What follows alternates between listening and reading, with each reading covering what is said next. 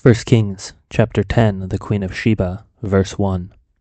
Now when the Queen of Sheba heard of the fame of Solomon concerning the name of the Lord, she came to test him with hard questions.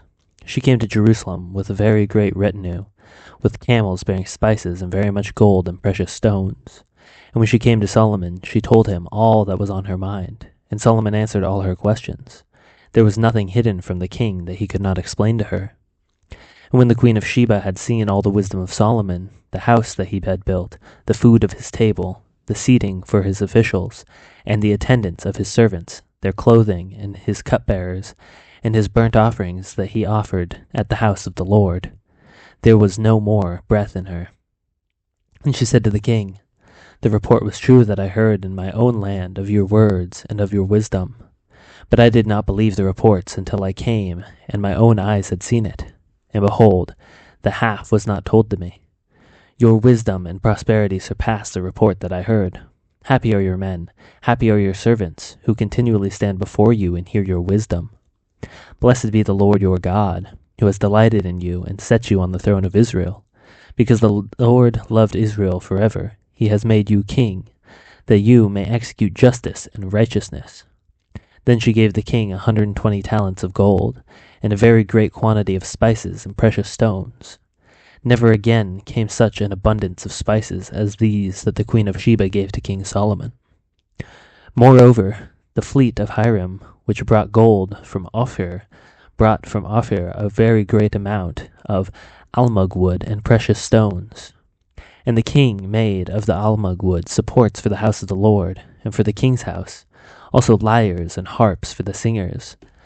No such almug wood has come or has been seen to this day.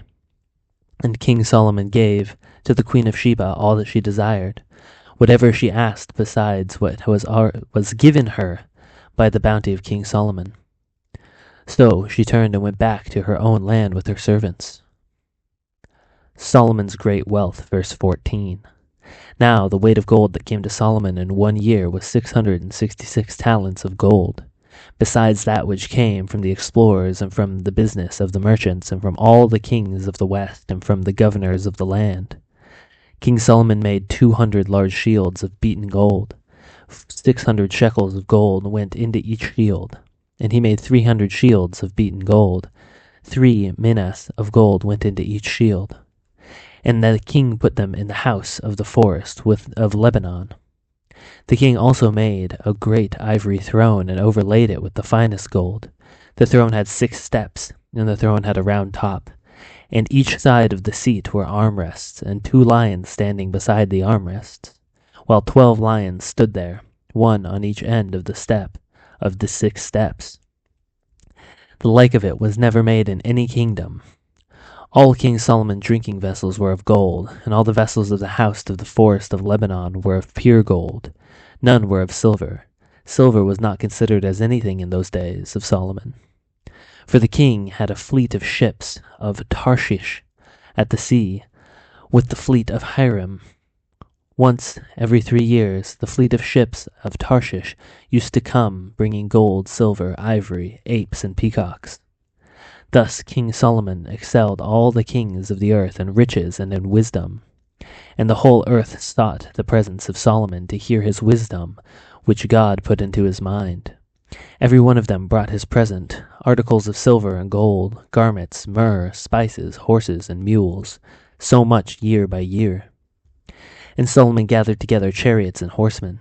He had 1,400 chariots and 12,000 horsemen, whom he stationed in the chariot cities and with the king in Jerusalem. And the king made silver as common in Jerusalem as stone, and he made cedar as plentiful as the sycamore of the Shephelah. And Solomon's import of horses was from Egypt and Kue, and the king's traders received them from Kue at a price. A chariot could be imported from Egypt for 600 shekels of silver, and a horse for 150.